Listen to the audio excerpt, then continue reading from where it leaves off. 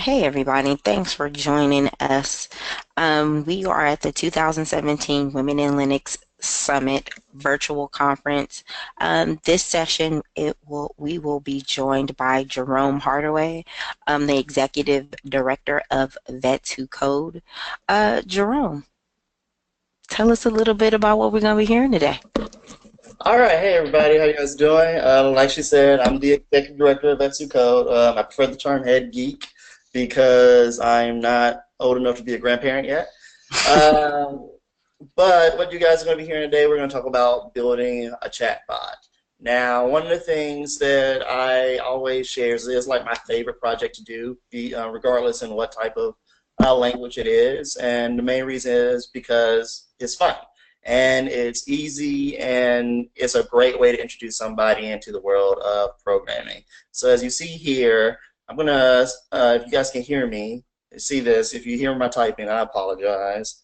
I'm going to say hi, and I have programmed this chatbot in CodePen to actually interact with the say command in my on my Mac, and it talks. Let me know if you guys hear Jody say hi. I'll say Aldi.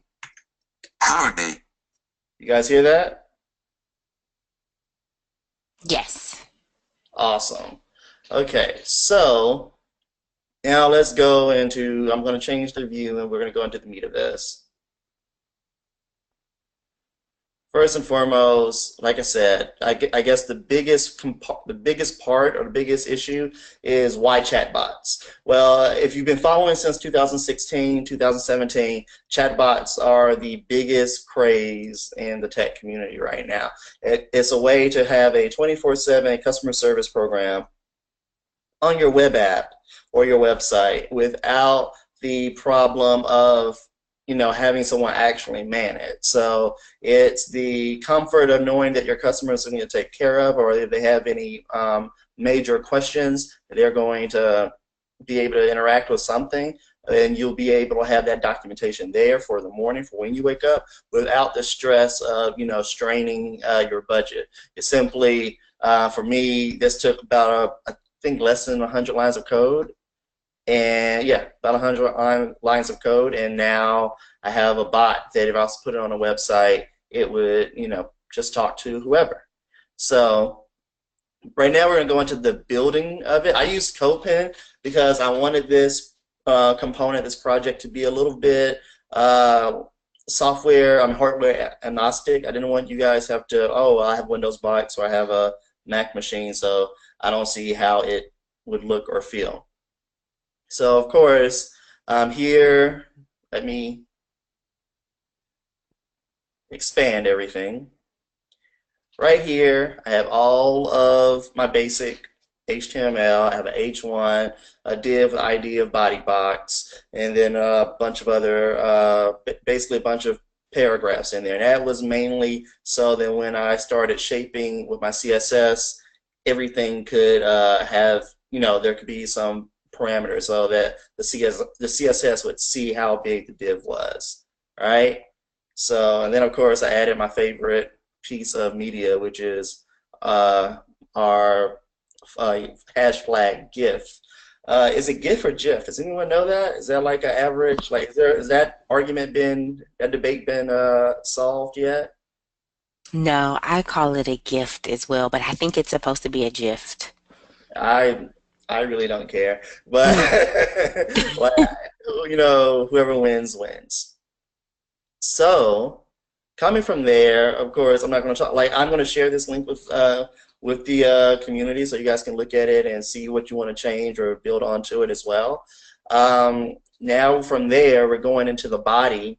I just build this CSS, bunch of styling, just to make it not look horrible because I don't know what that was about because I tapped too hard.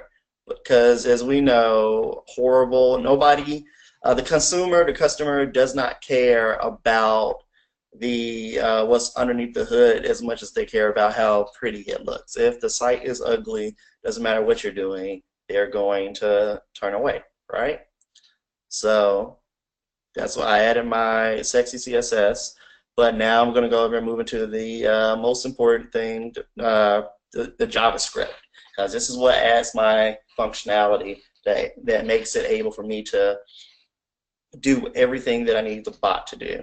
So of course, I just I created a variable like for a window to pull an NLP compromise. Basically, to start being able to switch into functionalities, things of that nature.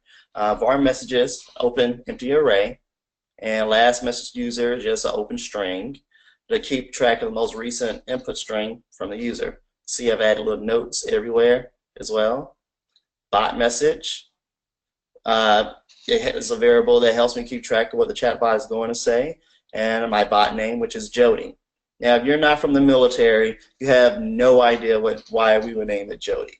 If you are in the military, you know there's we have this basically a story where we always talk about Jody. He's the civilian who stays behind while you go off to the military, and while you're off doing your country's work, he steals your girlfriend. So that's why when most military people have jokes about Jody. We decided we were going to name our bot Jody because it's funny, and that's what we enjoy using military humor in everything we do here. So I also set a talking variable equal to true. So basically, when false, my speech function doesn't work. But as long as talking is true, basically everything that I type in is true. So that way that the function my speech function will always work. Now, let's go to that speech function. I'm pretty sure everybody's a little well, no, how am I going to make this bad boy speak? So I actually added the link for an introduction to the speech synthesis API right here for you guys if you want to look at this or read more into it on your own. But right here, I just created a function called a speech to make contact with the speech synthesis API in the window and start talking. And utterance is the new speech synthesis utterance. Its utterance basically just a function, tells it to say. So I'm calling the say command. If you guys don't know, in Macs there's a fun little say command I can show you right here.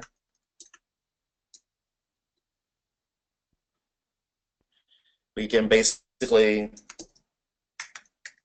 hello. If I say hello in a Mac, it's going to do that. So coming here, I basically created this function that basically does whatever I text into the browser through my machine. Now here, this is just key press info to be able to pull, be able to see when I press enter and things of that nature, so you can start sending it to the element ID and get in the last user message. This is simple, a function for the placeholder, so that way I can enter into the array what I'm saying, the string that I'm implementing. But then here is all of the logic. So here in my function for new entry, if document get element by ID chat box, right here is my chat box, this input type. That's where my chat box is, right? So I'm getting the document by get element by ID chat box with the value is not equal to any string, so it's empty. And then my last user message, I get that value, and then I just continuously do that from here. But how do I get it to talk? Like, what do I get it to talk about, right? How do I get it to respond? Have three things in here, three if statements. You can actually, for the purpose of this, I use if statements because they're a little bit easier to break down versus using if, else if, or switch statements, depending on your skill set. I want to make this as beginner friendly as possible. Most people can understand, if statements versus going to like deeper JavaScript. And like I said, this is a great kid-friendly JavaScript tutorial. like to call it is argument proof. So here's my response. That's, like I said, talking is always true. So if as long as you type something and talk, and whenever you type something in there, the bot is going to say computer says no in the default message. I got that from an old show back in the day that from Great Britain that my grandma used to watch, where basically they would a bunch of comedy skits. It's like SNL, but for Brits. I have no idea what it was called. So basically, if it says if the last user message, as you saw earlier, we had already done the variable for last user message right here to keep track. So if the last user message is a hard equal, that's what 3 equal signs means, that it has to be exactly like this. To hi, the bot message would be howdy. If last user message, the hard equal is to what is your name, the bot message is going to say my name is and bot name. As you saw up here, we already showed the bot name.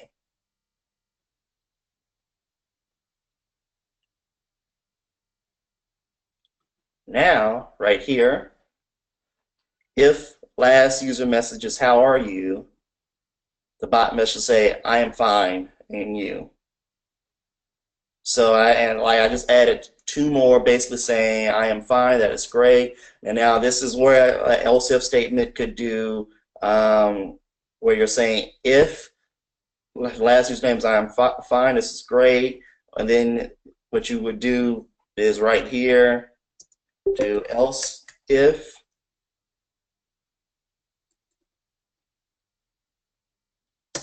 last user message is not so good, bot message will say I am sorry to hear that. So that is or you could also do else,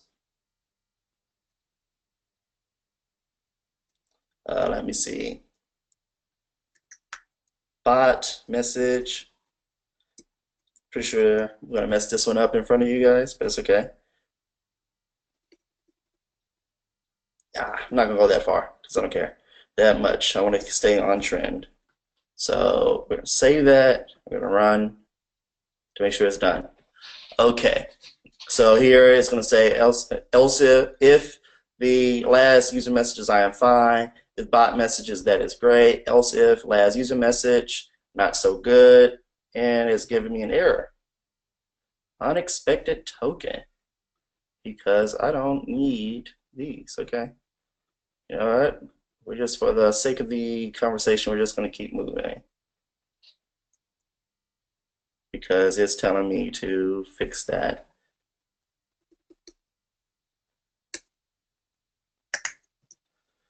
And there. So that way it won't be angry anymore, because it was upset at me for something that I didn't delete. But basically, that would be a great place for you guys to play with. Whoever can send me on Twitter at Jerome Hardaway the solution for that, that'd be awesome. And show me your work. And that's what we do. That's what we're doing to make it communicate. So without further ado, let's go back into the change view, full page. So right here, yeah, hi there. Howdy. I am fine, and you? That is great.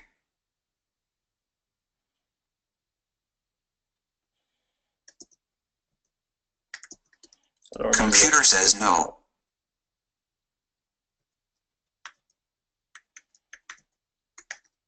Computer says no.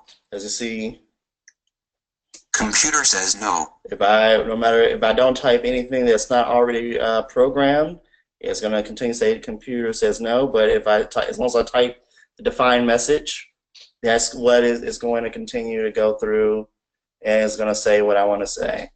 Like I forgot that like this is bad, horrible English. So, but it's how we speak. So if I was to do not so good,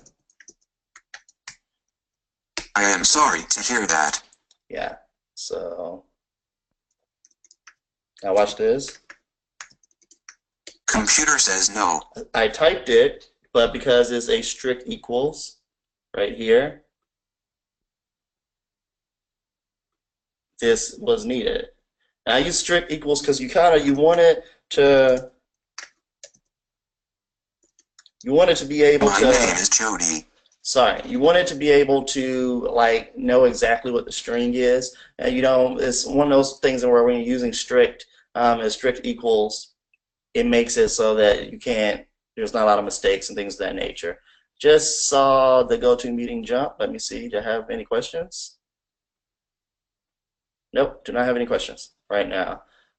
So I'm going to open up this channel for this opportunity to ask questions. Oh, I had a hand raised.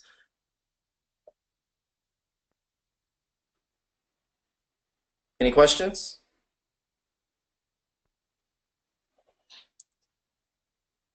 Before we get started.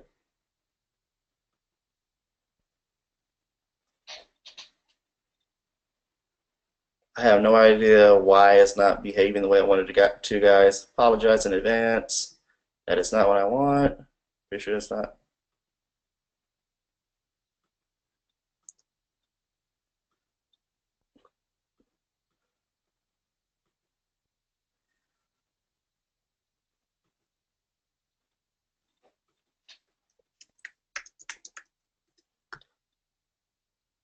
Okay.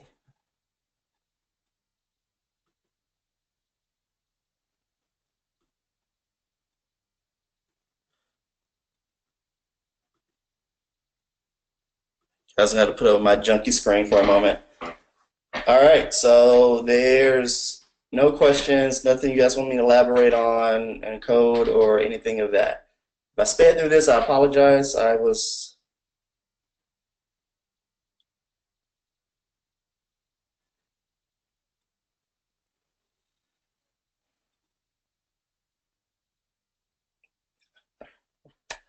Well, that is it. If you guys don't have any JavaScript questions or any chatbot questions for me, how to use this, how to connect it to things, how to make it move, or like what's the purpose? Like, are there any, like, I just want to make sure I don't want to leave anything on, I don't leave any stone unturned.